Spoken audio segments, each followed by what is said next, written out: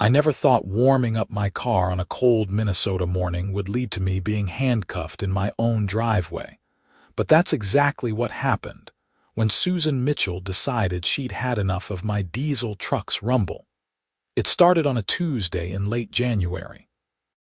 I'm Owen Quincy, a 32-year-old mechanical engineer who works at a manufacturing plant about 40 minutes from my house in Maple Grove, a suburb northwest of Minneapolis.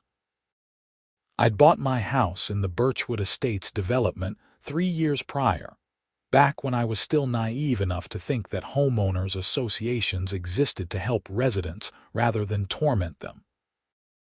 The house was perfect for me, a modest 3-bedroom ranch with a 2-car garage, and the monthly HOA fees seemed reasonable at the time. What I didn't realize was that those fees were funding Susan Mitchell's personal crusade to make everyone's life miserable. Susan was the president of the Birchwood Estates HOA, a position she'd held for 7 consecutive years. She was 53 years old, had short blonde hair that she kept in that aggressive soccer mom style, and wore reading glasses on a chain around her neck like some kind of weapon. She drove a white Lexus SUV with a custom license plate that read HOA, which should have been my first warning sign. But I was young and optimistic, and I figured I'd just keep my head down, maintain my property, and avoid any drama. That worked for about 2.5 years. The problem started in November when I bought my truck. I'd been driving a Honda Civic since college, but my work had been assigning me to more field visits at construction sites, and I needed something with 4-wheel drive that could handle Minnesota winters and rough terrain. After weeks of research, I settled on a 2019 Chevrolet Silverado 2500 HD with the Duramax diesel engine. It was used but in excellent condition, and I got a great deal from a guy in Duluth who was moving to Florida and didn't want to deal with driving it down. The truck was beautiful, metallic gray with black accents, and it ran like a dream. The Duramax engine was powerful and reliable, exactly what I needed for the Minnesota weather and my work requirements. There was just one quirk about diesel engines that I hadn't fully considered. They need to warm up in cold weather, and they're not exactly quiet while doing it. The first time Susan complained was in early December. I'd started my truck at 6 in the morning to let it warm up while I finished my coffee and grabbed my lunch from the fridge. The temperature was about 15 degrees, and diesel engines really need a good 10 to 15 minutes to warm up properly in that kind of cold. Otherwise, you're putting unnecessary strain on the engine and you risk damaging the fuel system. I was inside making sure I had all my work documents when I heard aggressive knocking on my front door. I opened it to find Susan standing there in a pink bathrobe and fuzzy slippers, her face red with anger. "You have any idea what time it is?" she demanded. "It's 6 in the morning," I said, confused. "I'm heading to work." "And you think it's acceptable to wake up the entire neighborhood with that monstrosity in your driveway?" She jabbed a finger toward my truck, which was idling peacefully, producing nothing more than a steady diesel rumble. "I'm just warming it up," I explained. "It's a diesel engine. They need time to warm up in cold weather, or it can damage the motor. I don't care what kind of engine it has. The noise is unacceptable. There are noise ordinances in this neighborhood, Mr. Quincy." I tried to keep my voice level.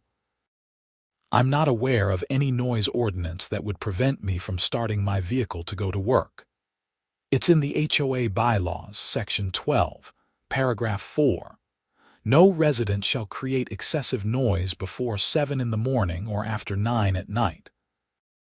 "Starting my truck to go to work isn't excessive noise," I said. "It's just a normal engine sound. That diesel racket is absolutely excessive. I'm giving you a warning this time, but if it happens again, I'll be filing a formal complaint with the board." She turned and marched back to her house across the street before I could respond. I stood there for a moment, stunned by the absurdity of the interaction, then grabbed my things and headed to work. I thought that would be the end of it.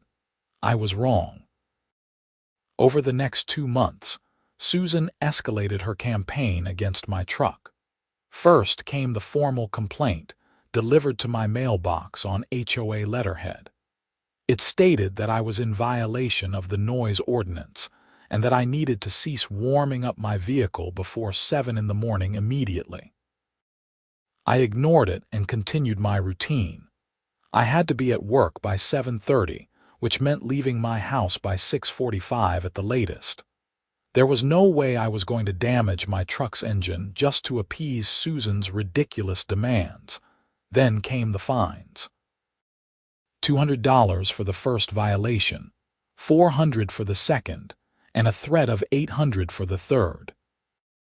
I refused to pay them, and I sent a certified letter to the HOA board explaining that I was not violating any reasonable noise ordinance, and that warming up a diesel vehicle was both necessary and my legal right as a homeowner. I cited Minnesota state law regarding vehicle operation and pointed out that nothing in the HOA bylaws specifically prohibited diesel vehicles or warming them up. Susan responded by having her husband, Gary, a balding accountant who looked perpetually exhausted, come over with a decibel meter one morning. He stood in my driveway at 6 in the morning, measuring the sound level of my idling truck while Susan watched from their front window. The reading came back at 72 decibels, which is about as loud as a normal conversation or background music in a restaurant. Gary mumbled something apologetic about just following orders and scurried back home. A week later, I received another letter stating that the HOA had determined my truck exceeded acceptable noise levels, and that I needed to either park it off the property or cease warming it up before 7 in the morning. The letter also mentioned that my unpaid fines now totaled $600, and that the HOA had the right to place a lien on my property if I didn't pay within 30 days. I was furious. I consulted with a lawyer friend of mine, Marcus, who specialized in property law. He looked over the HOA bylaws and my correspondence with the board, and told me I had a solid case if I wanted to fight it. The problem was that fighting it would cost more in legal fees than just paying the fines, and HOAs in Minnesota have surprising amounts of power when it comes to liens and foreclosure proceedings. My advice, Marcus said, document everything. Keep records of every interaction, every letter, every fine. If she keeps pushing this, eventually she'll slip up and do something actually illegal. That's when you can nail her. So that's what I did. I started keeping a detailed log of every incident. I installed a security camera on my garage that captured my driveway and the street in front of my house. I kept warming up my truck, and I didn't pay the fines. Susan, predictably, lost her mind. In late January, the morning that would change everything, I started my truck at 5:55 in the morning. It was -3 degrees outside, and the weather forecast called for wind chills down to -20. I let the truck idle while I went back inside to grab my travel mug and throw on an extra layer. My work was sending me to a site inspection at a facility in Rochester, which meant I'd be outside in the cold for at least 2 hours. I needed my truck running properly, and I needed the cab to be warm enough that I wouldn't freeze on the 2-hour drive. I was lacing up my insulated boots when I heard a car door slam outside. Through my front window, I saw Susan marching across the street toward my house. She was fully dressed this time, wearing jeans and a puffy winter coat, and she had her phone pressed to her ear. I had a bad feeling about this. I opened my front door before she could knock. "Good morning, Susan." She lowered her phone but didn't end the call. This is the last straw, Owen. I've tried to be reasonable with you, but you've refused to cooperate. Reasonable? You've been harassing me for months about legally warming up my vehicle. That noise pollution is affecting the quality of life for everyone in this neighborhood. I've had multiple complaints. No, you haven't. You're the only person who's ever said anything to me about it. Yes, I'm on hold with the police department right now. They'll deal with you. I felt my stomach drop. You're calling the police because I'm warming up my truck. I'm calling them because you're creating a public disturbance and refusing to comply with HOA regulations. Susan, this is insane. The police aren't going to arrest me for starting my truck. We'll see about that. She turned away from me, phone still to her ear, and walked back toward the street, positioning herself on the sidewalk in front of my house like she was guarding it. I stood there in disbelief for a moment, then decided to just go about my morning. I grabbed my stuff, locked my front door, and walked to my truck. Susan was still on the phone, now apparently talking to someone, her voice animated and angry. I couldn't hear exactly what she was saying, but I caught phrases like refuses to cooperate and has been warned multiple times. I got in my truck, adjusted the heater, and started going through my work emails on my phone while the engine continued warming up. The cab was starting to get comfortable, and I could feel the warmth spreading through the vehicle. My phone showed 6:15. I'd need to leave in about 15 minutes to make it to work on time. That's when the police car pulled up. It was a Maple Grove Police Department cruiser, and it parked right in front of my driveway, blocking me in. My heart started racing. I'd never been in trouble with the law before, never even gotten a speeding ticket, and now there was a cop at my house because of my truck's idle sound. The officer who got out was a tall guy, probably in his early 40s, with dark hair that was graying at the temples. He wore the standard police uniform and had a serious expression on his face. Susan immediately rushed over to him, talking rapidly and gesturing at my truck.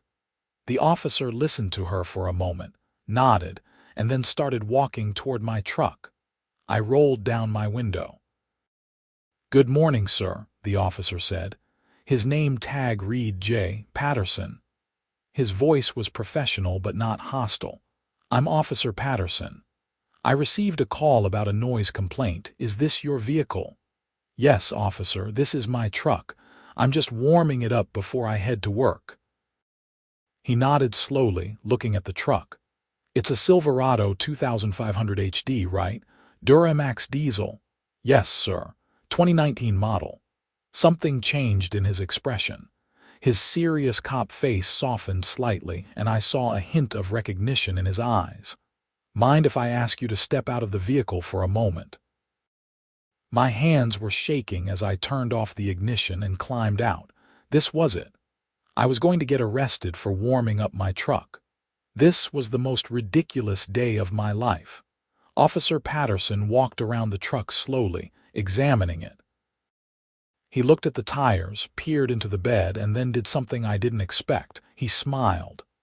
"This is weird," he said, "but I have the exact same truck.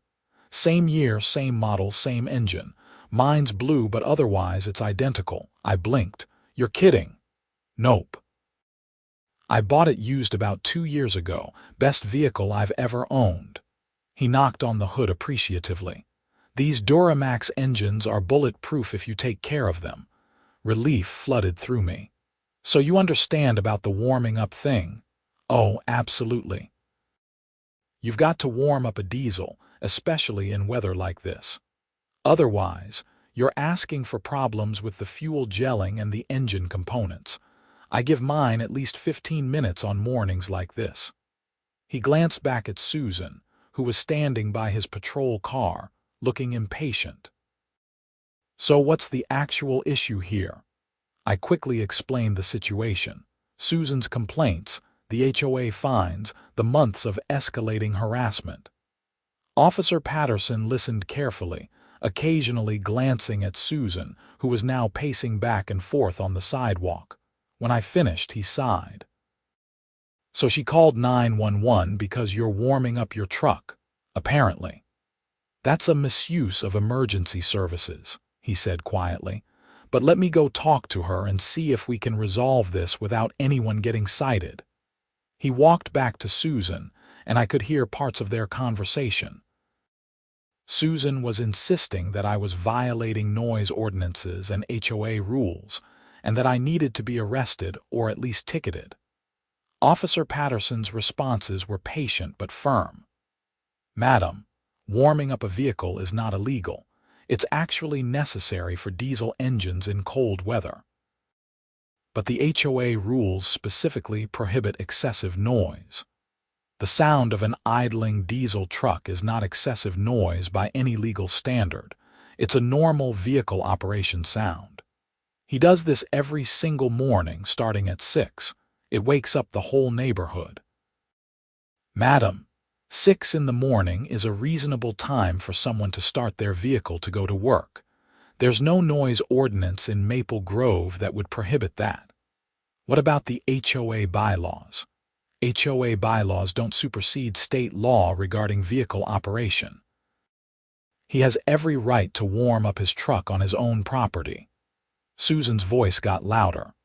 "So you're not going to do anything? I called you here and you're just going to let him continue disturbing the peace?" "Madam, he's not disturbing the peace. He's warming up his vehicle to go to work. That's a completely legal activity. This is ridiculous.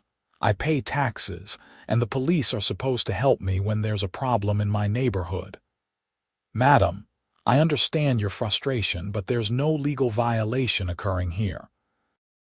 In fact, calling 911 for a non-emergency issue like this is itself a misuse of emergency services, which I could cite you for, but I'm going to give you a warning instead." That shut Susan up for a moment. Her face went pale and then flushed red. "You're threatening to cite me." "I'm informing you that misusing 911 is a violation of Minnesota Statute 609.78. You called emergency services for a non-emergency civil dispute. That's not what 911 is for." "I didn't call 911. I called the police department's regular number." "That still ties up resources that could be needed for actual emergencies, madam." Susan looked like she was about to explode. Her hands were clenched into fists, and her face was the color of a tomato. "This is unbelievable. I'm a taxpayer and the HOA president, and you're treating me like a criminal." "I'm treating you exactly as I'd treat anyone else who called in a false complaint, madam. I'm giving you a warning this time, but if you continue to call the police about Mr. Quincy legally warming up his vehicle, you will be cited." He turned and walked back to me. Susan stood there sputtering, apparently unable to form coherent words. "You're good to go," Officer Patterson said to me. "You have every right to warm up your truck. If she continues harassing you about it, document everything and consider filing a harassment complaint." "Thank you, officer. I really appreciate you understanding the situation." He grinned. "Hey, us diesel truck owners have to stick together. These things are workhorses, but they need proper care." He pulled out a business card and handed it to me. "If you have any more problems with her, give me a call. I can't promise I'll be the responding officer, but I can make sure the department is aware of the ongoing situation." "I will. Thank you so much." Officer Patterson got back in his patrol car and drove away. Susan stood on the sidewalk, staring daggers at me. I waved at her, got back in my truck, and finished warming it up before heading to work.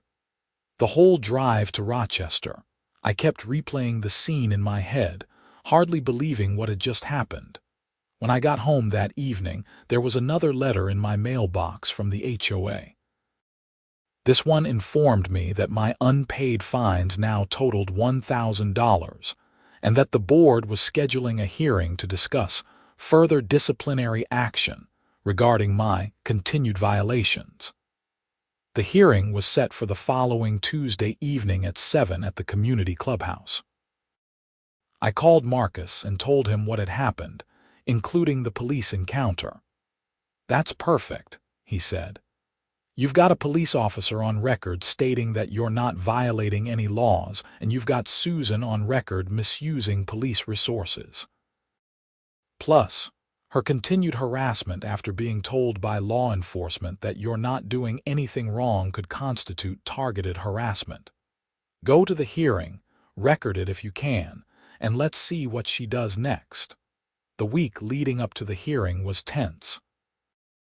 Susan glared at me every time I left my house.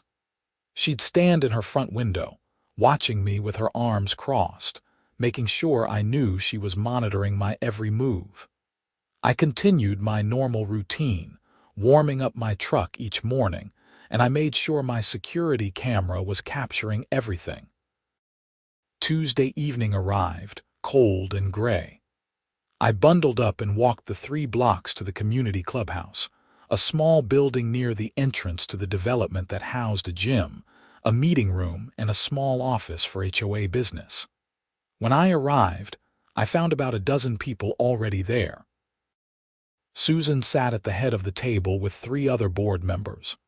Gary, her husband, who was the treasurer, Linda Kowalski, the secretary, a meek woman in her 60s who seemed terrified of Susan, and Robert Chen, the vice president, a retired engineer who looked like he'd rather be anywhere else. There were also about 8 other residents scattered around the room, most of whom I recognized from around the neighborhood but had never really talked to. I wondered why they were here.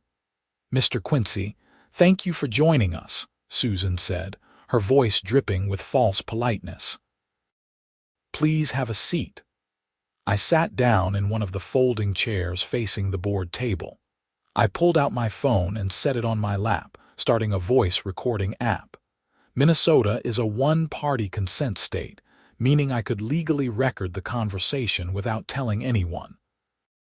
"This hearing has been called to address your ongoing violations of the Birchwood Estates HOA bylaws," Susan began, reading from a document in front of her. "Specifically, your repeated violations of the noise ordinance as outlined in Section 12, Paragraph 4. You have been fined multiple times for these violations, and you have refused to pay the fines or cease the offending behavior. Do you have anything to say in your defense?" I took a deep breath. "Yes, I'm not violating any noise ordinance. I'm warming up my diesel truck before going to work, which is both necessary for the vehicle's operation and completely legal. This was confirmed by Officer Patterson of the Maple Grove Police Department last week when you called the police on me." Susan's jaw tightened. The officer was misinformed about the HOA bylaws. The officer was correctly informed about Minnesota state law, which supersedes HOA bylaws. You cannot create a rule that prohibits legal activity. We're not prohibiting legal activity. We're prohibiting excessive noise. 72 decibels is not excessive noise. That's quieter than a normal conversation. It's excessive at 6 in the morning. It's a reasonable time for someone to prepare their vehicle for work. Thousands of people in Minnesota warm up their diesel vehicles at that time every single morning. Susan slammed her hand on the table. "This isn't about what other people do. This is about the rules of this community. You agreed to follow the HOA bylaws when you purchased your property." "I agreed to follow reasonable bylaws. I didn't agree to let the HOA prevent me from going to work." "Nobody is preventing you from going to work. We're asking you to be respectful of your neighbors." "By doing what exactly? Damaging my truck, showing up late to work, sitting in a freezing vehicle for 2 hours. You could park it somewhere else. You could get a different vehicle. You could leave later. All of those options are unreasonable and designed to punish me for owning a vehicle you personally don't like." Robert Chen cleared his throat. "Susan, If I may, I've reviewed the bylaws carefully, and I'm not sure we have the authority to prohibit someone from warming up their vehicle on their own property. The noise ordinance was designed to prevent things like loud parties and construction, not normal vehicle operation. Susan turned on him. We have the authority to enforce community standards, Robert. That's the entire purpose of the HOA. Community standards, yes, but we can't exceed our legal authority. We're not exceeding anything. We're protecting the rights of all residents to enjoy their property in peace. But Owen has rights too, Robert said. He has the right to use his vehicle, not if it infringes on the rights of others. A diesel truck warming up doesn't infringe on anyone's rights. This went back and forth for another 10 minutes, with Susan becoming increasingly agitated and Robert calmly pointing out the legal problems with her position. Gary sat silently, staring at his hands, while Linda took notes without making eye contact with anyone. Finally, one of the other residents in the room raised her hand. "Can I say something?" Susan looked annoyed. "This is a hearing for Mr. Quincy's violations, not an open forum." "I know, but I live 2 doors down from Owen, and I wanted to say that I've never once been bothered by his truck. I barely even notice it." Another man spoke up. "Same here. I live across the street and 1 house down, and the truck noise is a non-issue. I honestly thought this whole thing was ridiculous." A third person chimed in. "I'm confused about why we're even here. Are we going to start having hearings every time someone doesn't like the sound of their neighbor's car?" Susan's face was getting redder by the second. "The difference is that Mr. Quincy was specifically warned and fined, and he refused to comply." "Because the warnings were unjustified," I said. "You've been targeting me because you personally don't like diesel trucks. This has nothing to do with protecting the community." "That's absurd. I'm enforcing the rules equally for everyone." "Really?" "Because I've seen Gary's brother's Harley-Davidson parked in your driveway multiple times, and that thing is way louder than my truck. I've never seen you file a complaint about that." Gary suddenly looked very interested in the ceiling tiles. Susan sputtered for a moment. "That's completely different." "How is it different? It's parked, not running." "I've heard it running. In fact, I've heard him rev the engine at 8 at night, which would be a violation of your precious noise ordinance if you actually applied it consistently." Robert was trying not to smile. Linda had stopped taking notes and was watching the exchange like it was a tennis match. "This hearing is about your violations, not about other residents," Susan said. "No, this hearing is about your vendetta against me," I said. "You've been harassing me for months because I bought a truck you don't like. You've issued ridiculous fines, sent threatening letters, and even called the police on me for legally warming up my vehicle.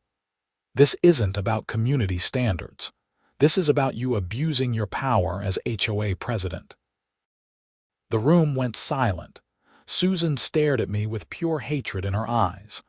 "I move to increase Mr. Quincy's fines to $2,000 and begin lien proceedings if he doesn't pay within 14 days, she said. "I second that motion," Gary mumbled. "All in favor," Susan said. Gary and Linda raised their hands. Robert did not. "Motion passes 3-1, Susan said, ignoring the fact that Robert hadn't voted in favor.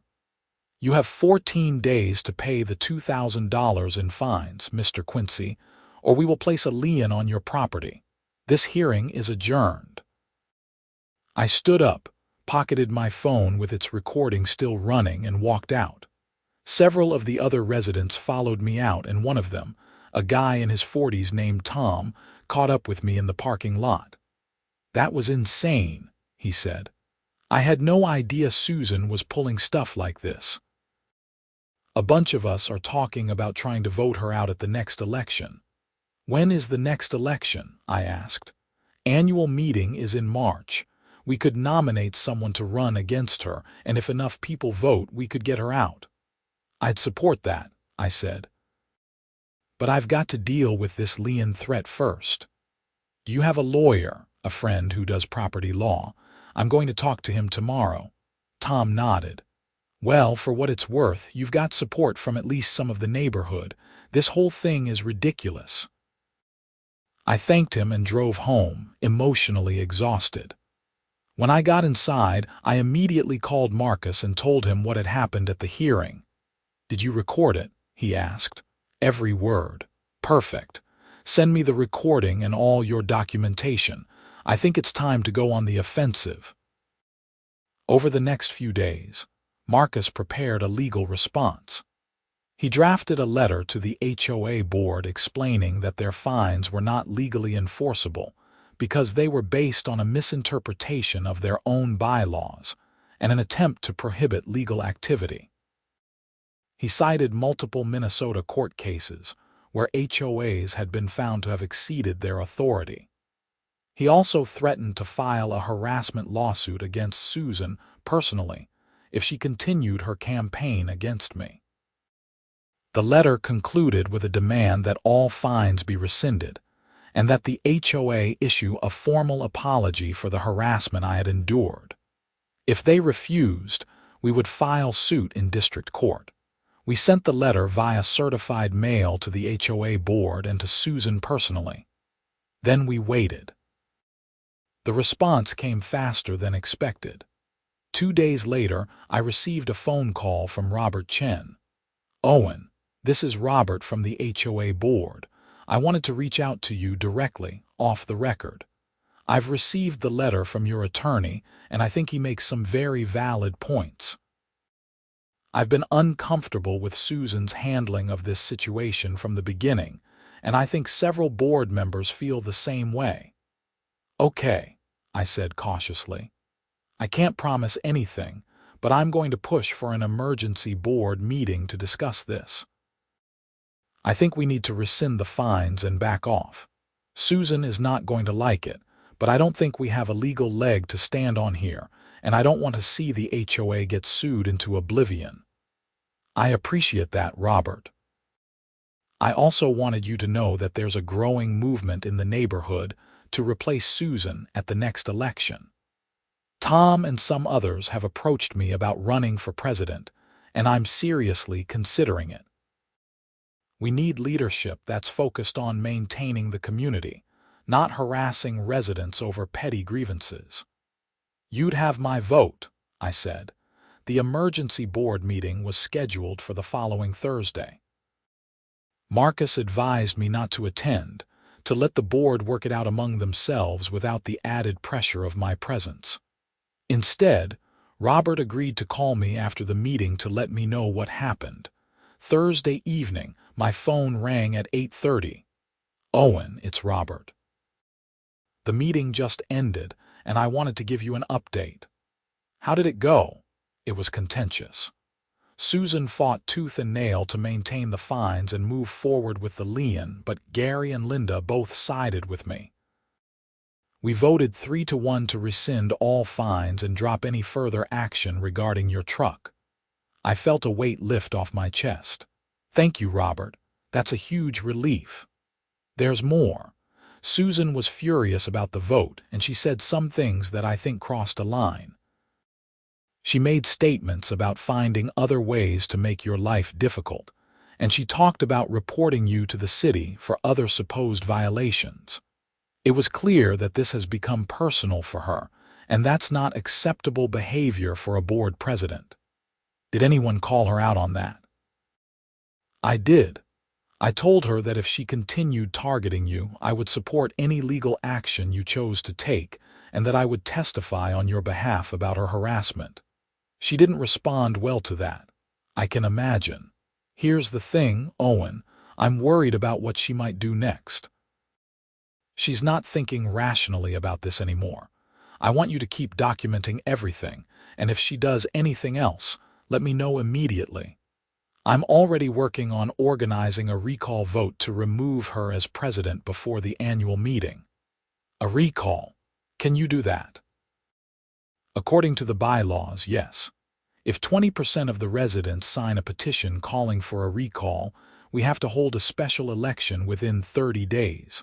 I've already got signatures from about 15% of the neighborhood. Wow, I didn't realize that many people were fed up with her. You're not her only target, Owen. You're just the most recent one. She's been pulling this kind of stuff for years, just on smaller scales. Most people paid the fines just to make her go away. But your situation got everyone's attention, especially after the police thing. People are tired of walking on eggshells in their own neighborhood. We talked for a few more minutes, and then I let him go. I should have felt relieved, but Robert's warning about Susan kept nagging at me. Someone who was that obsessed with control and that angry about being challenged was capable of doing something stupid. I was right to be concerned. The following Monday, I woke up to go to work as usual. It was another brutally cold morning, about 5 degrees with a stiff wind. I started my truck at 6 o'clock, let it idle, and went back inside to finish getting ready. I was pouring my coffee when I heard a loud crash from outside. I ran to the window and saw Susan in my driveway, holding a baseball bat. She had just smashed one of my truck's taillights. As I watched in shock, she raised the bat again and brought it down on the other taillight, shattering it. I grabbed my phone and started recording through the window as I called 911. 911, what's your emergency? I need police at 4782 Birch Lane in Maple Grove. My HOA president is in my driveway destroying my truck with a baseball bat. Is she still there, sir? Yes, she's still smashing it. I'm recording from inside my house. Officers are on the way. Please stay inside and don't confront her. Through the window, I watched Susan move to the side of my truck. She swung the bat at the side mirror, cracking it but not quite breaking it off. She wound up for another swing. That's when Officer Patterson's patrol car came flying around the corner, lights flashing. Susan froze, the bat still raised above her head. Patterson jumped out of his car. Drop the bat. Drop it now. Susan looked at him, then at the bat, then back at him. For a moment I thought she might actually swing at the officer, then she dropped the bat and started crying. He wouldn't stop. I told him to stop and he wouldn't listen. He's ruining the neighborhood. Patterson approached her cautiously, keeping his hand near his weapon. Madam, turn around and put your hands behind your back. What? No, he's the one who's been breaking the rules. Madam, you just committed criminal damage to property. Turn around and put your hands behind your back now. The reality of the situation seemed to finally hit Susan. She turned around, sobbing, and Patterson handcuffed her. A second patrol car arrived and another officer got out to assist. I grabbed my security camera footage and my phone and went outside. Patterson saw me approaching. Mr. Quincy, you okay? Yeah, I'm fine. I got video of the whole thing from my window and my security camera should have captured it too. Perfect. We'll need copies of those. Can you give me a damage estimate for your vehicle? I looked at my truck. Both taillights were completely destroyed, the side mirror was cracked, and there were several dents in the bed panels from where she'd hit it with the bat. The taillights alone are probably $300 each to replace.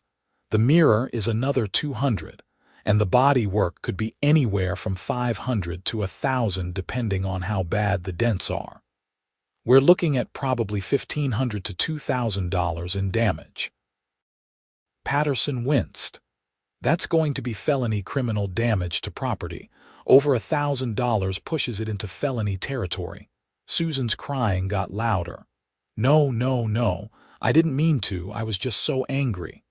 Madam, you have the right to remain silent.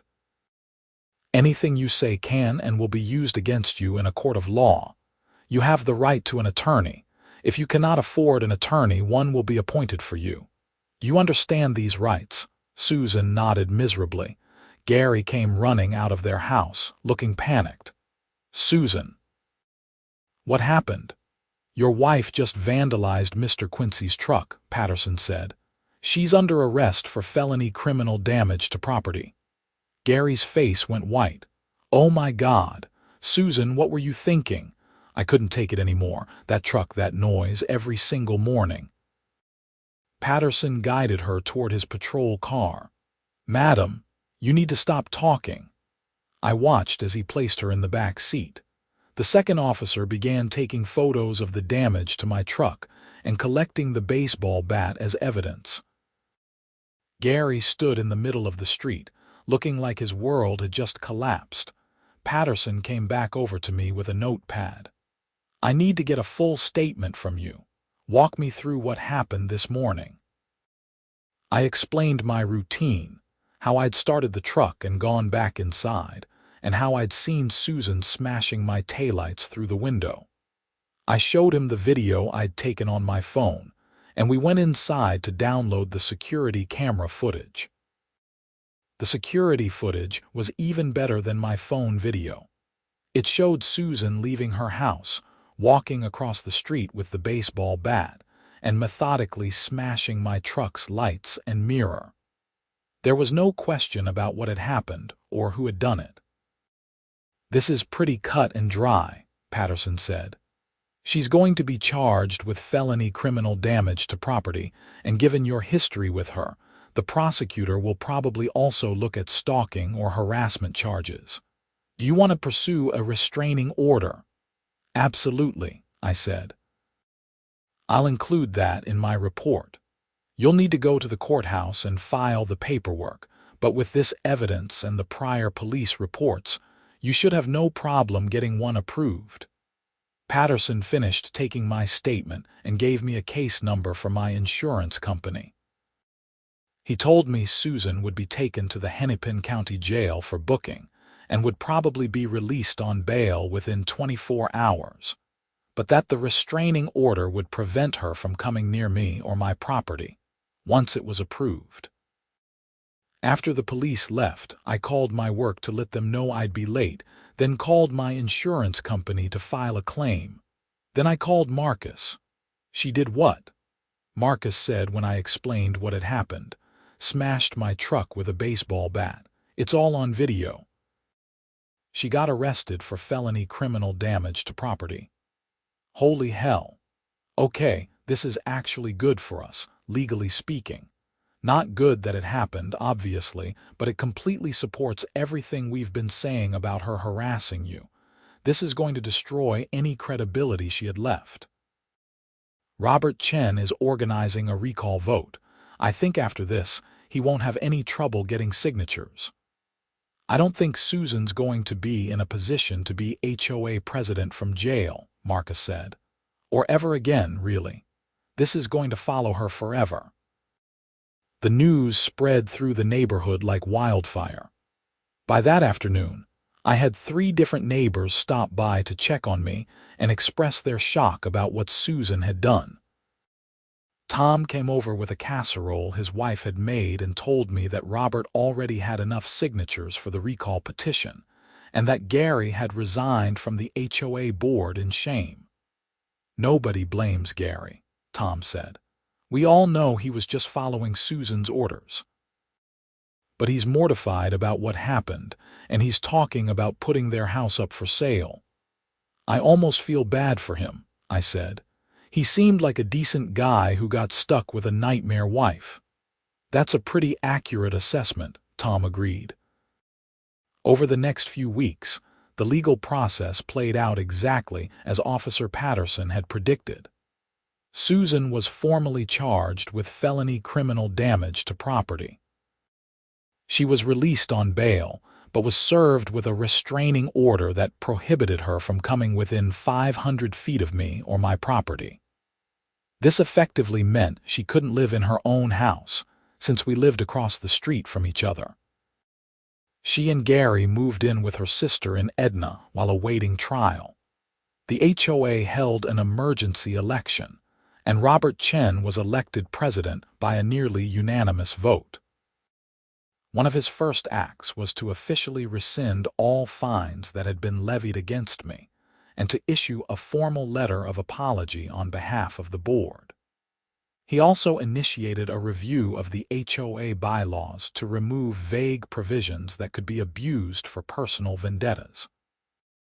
My insurance covered the repairs to my truck, minus my $500 deductible, which Susan would be required to pay back as part of her restitution if she was convicted. The truck went into the shop for a week, and I drove a rental car in the meantime, a little Honda Civic that reminded me of my old car and made me appreciate my Silverado even more. Susan's trial was set for June, but her attorney negotiated a plea deal in April. She pleaded guilty to felony criminal damage to property in exchange for the prosecutor dropping the harassment charges. She was sentenced to 1 year in jail, with the sentence suspended pending completion of 2 years of probation, 200 hours of community service, mandatory anger management counseling, and full restitution to me for the damage to my truck and my insurance deductible. The felony conviction meant she could no longer serve on the HOA board even after her probation ended. The HOA bylaws specifically prohibited anyone with a felony conviction from holding a board position. It also meant she'd have difficulty finding employment and would have to disclose her criminal record on any rental applications or other background checks for the rest of her life. Gary and Susan did end up selling their house. They moved to a different suburb where nobody knew about the incident. I heard through the neighborhood grapevine that they'd gotten divorced about 6 months after the move, which didn't surprise anyone.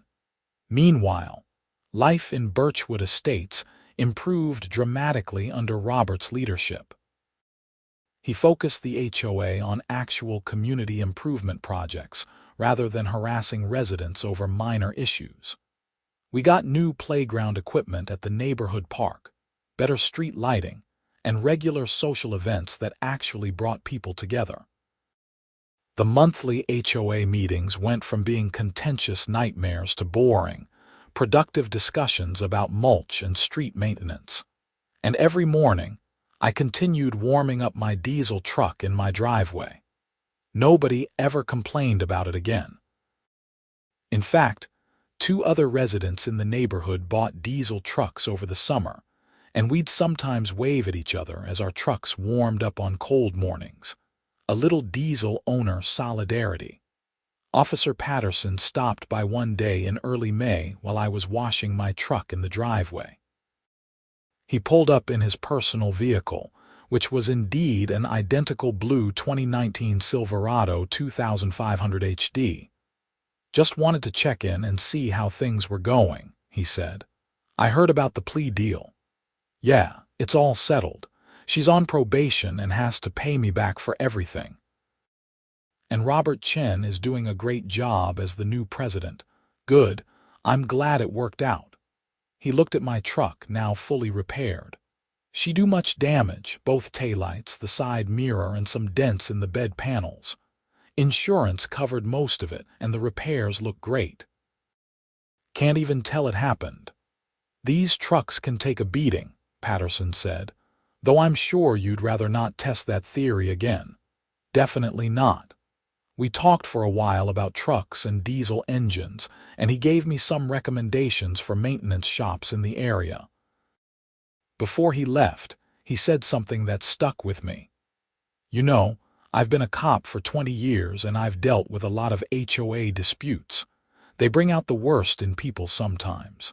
Give someone a little bit of power and no accountability, and they can turn into a tyrant.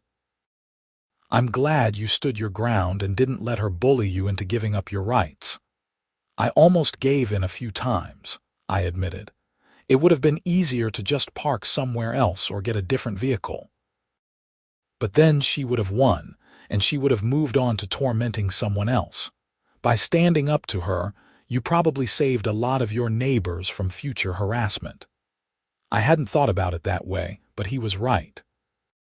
Susan had been terrorizing the neighborhood for years, just in smaller ways that people had tolerated. By refusing to back down, I'd forced a confrontation that ultimately led to her removal and made the neighborhood better for everyone. The following winter, I had my truck for another year of Minnesota cold. The Duramax engine continued to run perfectly, thanks in large part to my consistent habit of properly warming it up each morning. I'd learned a lot about diesel engines, HOA law, and standing up for yourself over the past year. Tom and several other neighbors had formed a sort of informal social group, getting together for barbecues in the summer and football watch parties in the fall.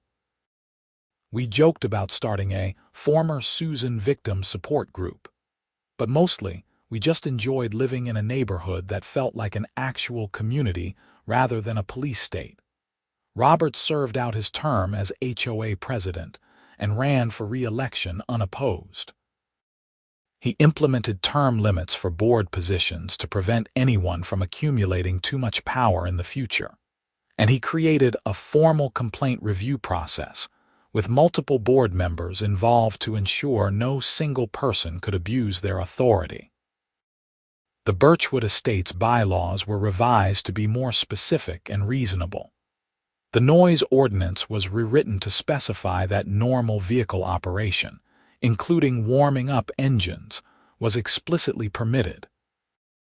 There were still rules about parties and construction, but they were clear and enforced consistently. I never saw Susan again after the day of her arrest. Occasionally, I'd wonder what she was doing, whether the anger management counseling had helped, whether she'd learned anything from the experience.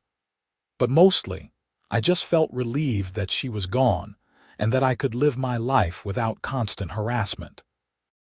My truck continued to be my reliable companion, getting me to work safely through ice storms and blizzards, hauling tools and equipment when needed, and never failing to start up with that distinctive diesel rumble that had caused so much trouble.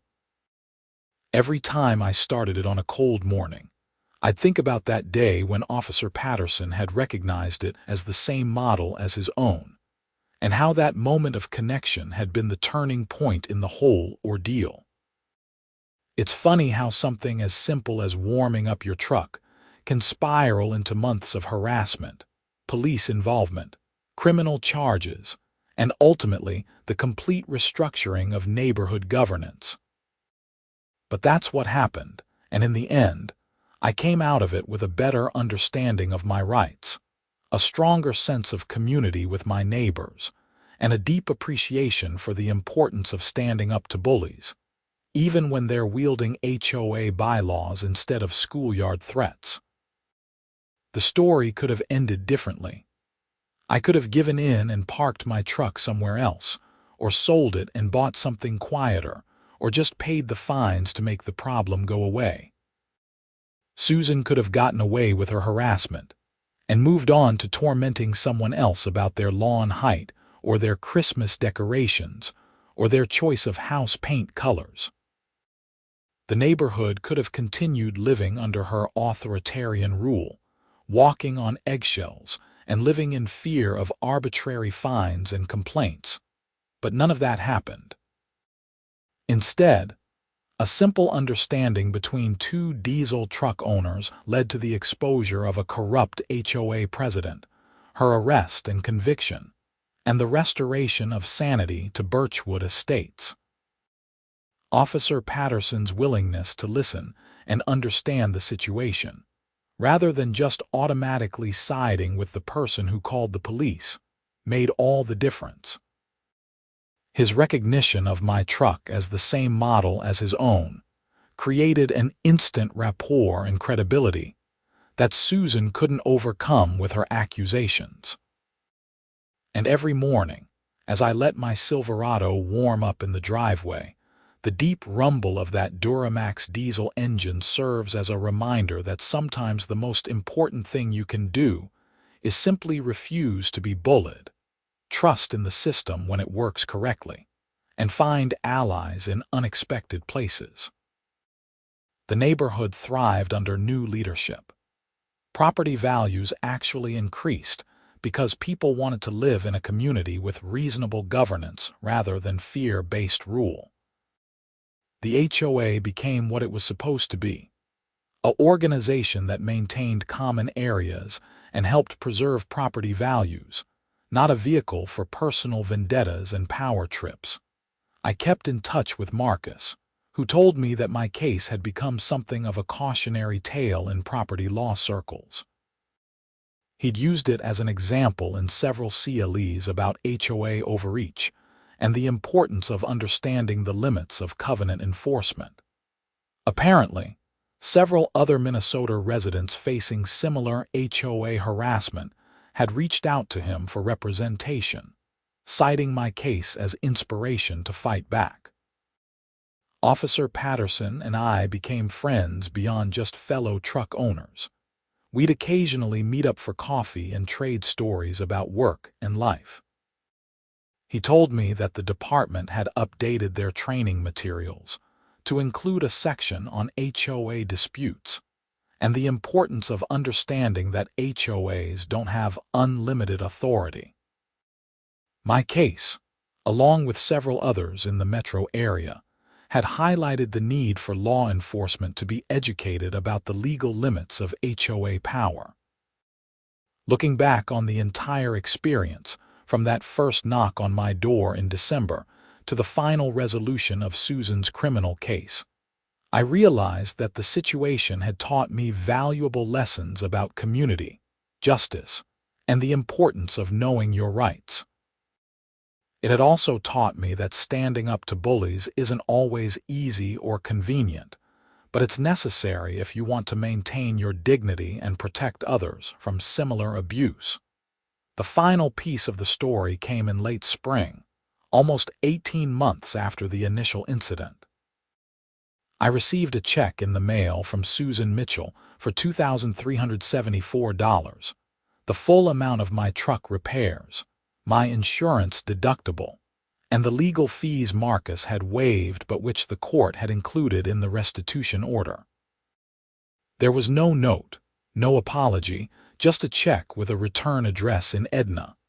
I deposited the check and used part of the money to buy new all-terrain tires for my truck. The rest, I donated to a local charity that helped people facing housing insecurity, including those who'd been financially devastated by predatory HOA actions in other communities. It seemed like an appropriate use of the funds, turning Susan's harassment into something positive for people who needed help. The Silverado continued to serve me well, racking up miles and proving why the Duramax engine has such a strong reputation for reliability and longevity. Every winter morning, as I started it up and let it warm properly, I felt a small sense of satisfaction knowing that I was doing exactly what I'd fought for the right to do. The neighborhood kids loved my truck and would sometimes ask if they could sit in it and pretend to drive. Their parents, remembering the whole Susan saga, would joke about making sure their kids grew up knowing their rights and not being afraid to stand up to unreasonable authority. It became a sort of legend in Birchwood Estates, the story of the HOA president who went to jail over a truck's warming sound. New residents moving into the neighborhood would inevitably hear the story during their orientation meetings with Robert. He'd use it as an example of what the HOA used to be like, and how they'd reformed to focus on actual community service rather than petty tyranny. Some people thought the story was exaggerated until they looked up the court records and saw that it was all true. The whole experience reinforced my faith in the legal system when it functions properly, and in the importance of good people being willing to stand up when they see injustice. If Officer Patterson hadn't taken the time to understand the situation, if Robert Chen hadn't had the courage to oppose Susan from within the board, if my neighbors hadn't been willing to speak up at that hearing, things could have gone very differently. As I write this, it's been over 2 years since Susan smashed my taillights with a baseball bat, and life in Birchwood Estates is better than ever. My diesel truck continues to start faithfully every morning, warming up with that distinctive rumble that once caused so much controversy, and now just blends into the normal sounds of a neighborhood waking up for the day. The HOA functions smoothly under competent, reasonable leadership. And I've learned that sometimes the most important battles we fight aren't over major issues, but over the simple right to live our lives without harassment, to use our property responsibly, and to refuse to be bullied by people who mistake authority for permission to abuse others. The sound of my warming truck every morning is more than just mechanical noise. It's the sound of standing your ground, of justice prevailing, and of a community that learned to govern itself with reason rather than tyranny. And every cold Minnesota morning, as that Duramax engine rumbles to life and begins its warming cycle, I'm reminded that sometimes the smallest acts of resistance against unreasonable authority can lead to the biggest positive changes in a community.